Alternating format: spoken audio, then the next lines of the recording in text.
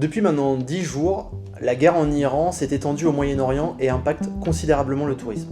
Et alors que 7500 Français sont encore bloqués dans la région, nous vous invitons à suivre le témoignage de Damien Marx, un abonné au Membership Club, lui-même coincé à Dubaï. Il nous raconte une réalité troublante, celle d'une vie presque normale finalement, malgré les explosions plus ou moins lointaines qui viennent rappeler la proximité du conflit.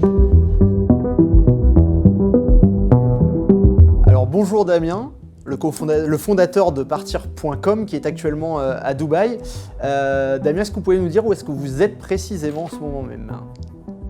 Alors actuellement, je suis dans le centre de Dubaï, exactement à Creek Harbor. Vous pouvez me détailler un peu, je crois que vous aviez dû quitter justement un peu votre première destination suite aux explosions. Oui, le samedi dans la nuit, on a reçu une alerte missile.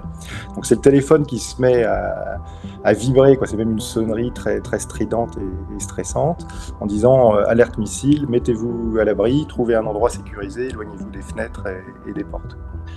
Donc en pleine nuit, donc on se demande un peu ce qu'il faut faire.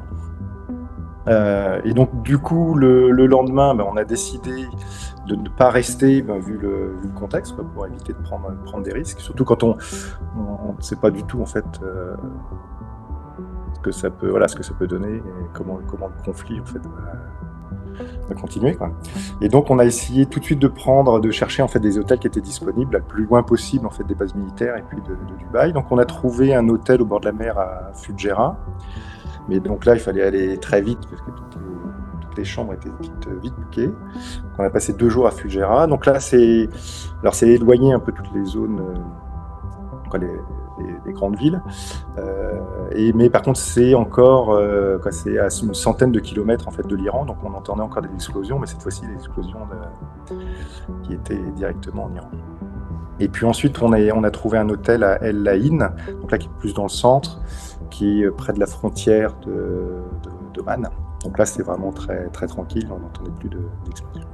Parce que là, du coup, le quotidien, ça ressemble à quoi alors ? C'est le quotidien normal d'un touriste à Dubaï ou un petit peu modifié quand même ? C'est là où c'est très contrasté, hein. C'est donc une ville qui est très paisible, qui est très propre, qui est toute neuve. On a les touristes ou les habitants qui sont dans les piscines en maillot de bain, et puis on entend des explosions, donc un fort contraste en fait entre ce qui se passe et puis l'état de la ville. Ouais. Vous, ça vous a perturbé ? Ça a été quelque chose de très stressant, d'angoissant d'entendre ces explosions ? Parce que en tant que... Alors on ne se rend pas du tout compte, les premières choses c'est de savoir un peu ce qui se passe, parce qu'on entend des explosions mais on ne sait pas ce que c'est. Donc il faut se renseigner, il faut arriver à trouver aussi les sources fiables. Et donc quand on apprend que c'est des missiles balistiques en fait qui sont interceptés, on se dit qu'il y a quand même... forcément c'est un peu stressant. Et le moindre bruit qu'on entend, on regarde un peu partout et on regarde ce qui se passe. Mais c'est pas pour ça que le reste de la ville reste complètement paisible. Donc c'est une situation très, très ubuesque. Et vous avez rencontré d'autres Français ou vous êtes resté justement... Alors oui, il y a beaucoup d'expats, beaucoup de nationalités très, très différentes. Et puis les gens se posent des questions, mais vous, qu'est-ce que vous faites ? Est-ce que vous avez trouvé un hôtel ? Parce que finalement, c'est pas si simple en fait de trouver des sources d'informations. Et je pense que ça fait un peu du bien de partager en fait ces infos, ce qu'on ressent. Et ce que chacun fait, mais donc il y a aussi des personnes qui sont parties à Oman. Donc, je crois qu'il y avait je sais plus 10 heures d'attente à la frontière le samedi ou le dimanche.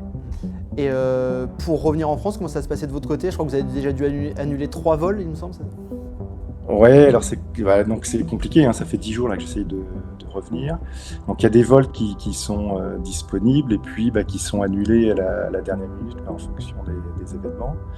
Donc les sites sont saturés, on doit payer, on n'est pas remboursé tout de suite. Ensuite, avec les problèmes de carte bleue et de plafond. Et puis les services clients évidemment qui sont submergés d'appels, un peu compliqué à les contacter. Donc il faut être patient. Donc le temps peut paraître un peu long.